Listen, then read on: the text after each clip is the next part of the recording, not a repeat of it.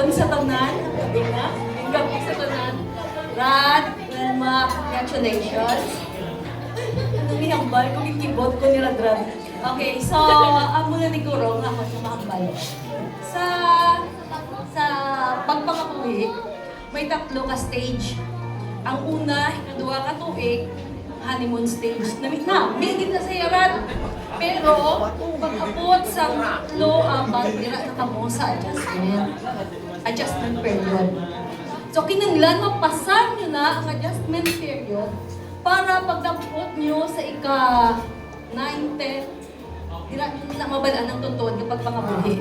So, ginkuha ko lang kagina, ginhambal ni tatay ni Wilma. Tatlo lang ka letter. STL. STL? So, S. Kinanglan, may self-control.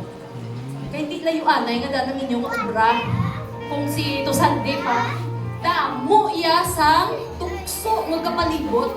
So, kinanglan, may self-control. Karan, Wilma. Kinanglan, si Wilma lang din ang pinakagwapa sa imo pananawan.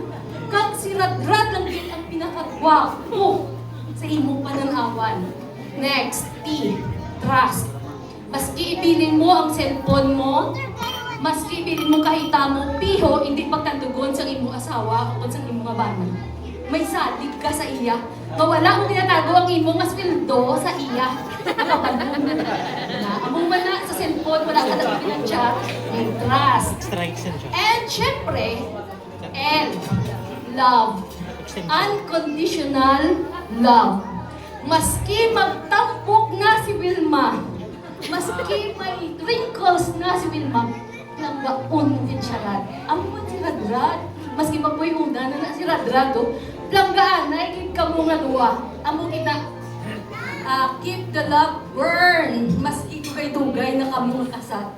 Kag, syempre, put God in the center of your lives. Kaya amon kita, ang pinaka-ginauyatan ta sa aton na pagpangabuhi. Thank you. Thank you so much, Mama. Maria Ornette.